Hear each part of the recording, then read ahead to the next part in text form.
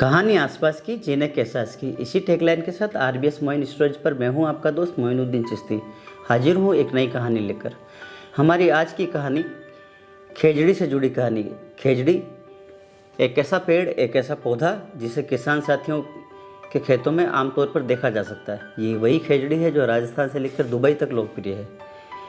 आज के इस इन्फॉर्मेटिव वीडियो में नागौर के पद्मश्री हिमताराम बाबू, जिन्हें पिछले साल सन 2020 में पद्मश्री सम्मान से नवाजा गया, वे अपने द्वारा खेजड़ी उगाने की, खेजड़ी को पनपाने की एक विधि के बारे में बात करेंगे। आपसे अपने विचार साझा करेंगे, आपसे अपना ज्ञान साझा करेंगे और बताएंगे कि उन्होंने किस तरह से इस विधि के सहारे अपने खेत में ही नहीं, अपने ज़िले भर में, नागौर में, पूरे नागौर ज़िले में खेजड़ी के कितने सारे पौधे उगाए, कितने सारे पेड़ पनपाए।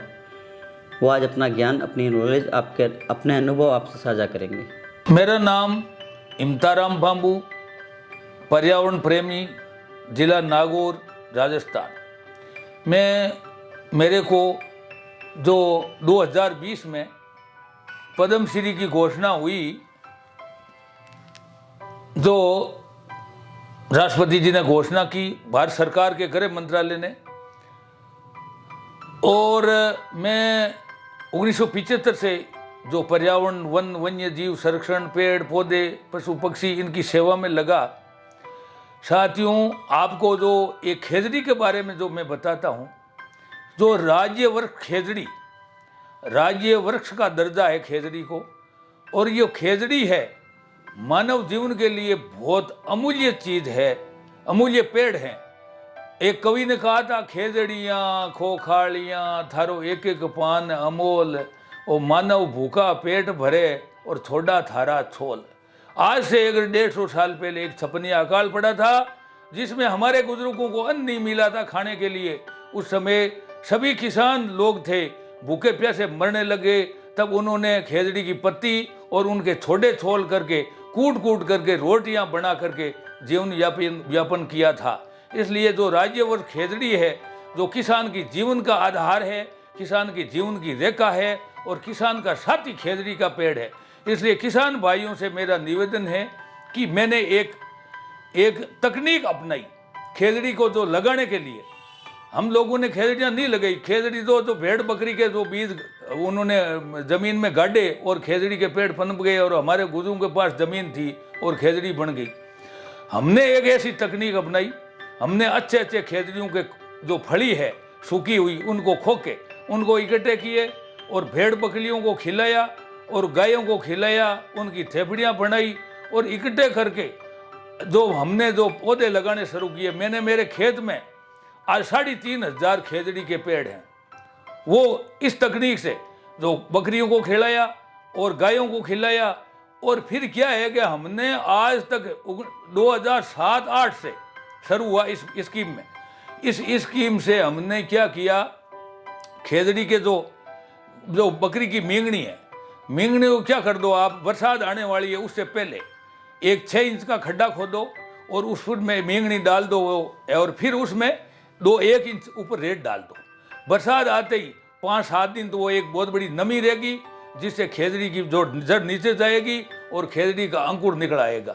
ऐसे करके हमने पूरे नागौर जिले में 3.5 लाख खेजड़ी के जो उपचारित बीज, जो पशुओं को खिला करके उपचारित किया, वो उपचारित बीज लोगों को वितरण किया, निःशुल्क वितरण किया, पूरे जिले में वितरण किया और कई दूसरे जिलों में भी वितरण किया, जिससे आज 1,62,000 खेजड़ी के पेड़ बन गए।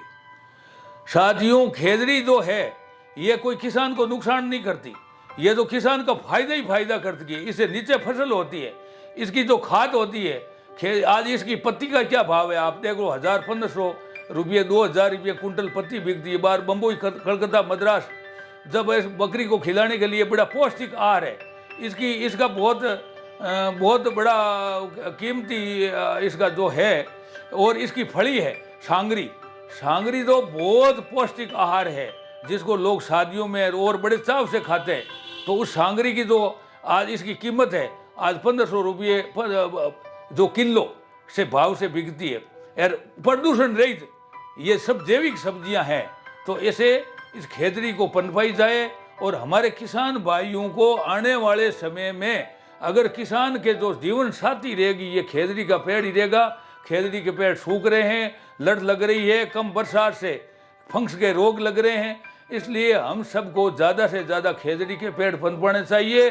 अगर किसी को खेजड़ी का पेड़ पनपना है तो वो पहले अच्छी तगड़ी खेजड़ी की फली इकट्ठी कर ले, फिर बकरी को खिलाए, फिर मींगड़ियाँ लगा करके, ये जो मैंने तरीका बताया है इससे मैंने 2,500-3,000 3,500 खेजड़ियाँ पनपाई है और लाखों जो आज 1.5 लाख से ज़्यादा खेजड़ी के पेड़ बन गए हैं। तो ऐसे ही अपन खेजड़ी को पनपाई जाए उपचारित करके। ये मेरा किसान भाइयों से एक प्रार्थना है, एक निवेदन भी है, और किसान भाई इसको अपनाएंगे तो किसान आने वाले समय में किसान भाइयों के लिए अकाल के समय भी ये खेजड़ी जीवन का साथी रहेगा। यदि आप पहली बार हमारे चैनल आरबीएस मोइन स्टोरेज पर आए हैं, चाहे किसी भी माध्यम से आपको हमारे किसी भी वीडियो का लिंक मिला हो, चाहे व्हाट्सएप से, चाहे फेसबुक से, चाहे आपने यूट्यूब पर पहली बार हमारा वीडियो देखा है, आपने यदि अब तक हमारा चैनल सब्सक्राइब नहीं किया है तो आरबीएस मोइन स्टोरेज को सब्सक्राइब कीजिए। हम आपके लिए आरबीएस मोइन स्टोरेज के माध्यम से ऐसी कहानियाँ लेकर आते हैं, ऐसे लोगों की कहानियाँ लेकर आते हैं जो अपनी अपनी फील्ड में कुछ नया काम कर रहे होते हैं, कुछ नया नवाचार कर रहे होते हैं और उनका काम की धूम धीरे धीरे पूरी दुनिया में होती है। हम ऐसे लोगों की कहानियाँ आपको दिखाते हैं। बने रहिए हमारे साथ आरबीएस मोइन स्टोरेज पर। धन्यवाद।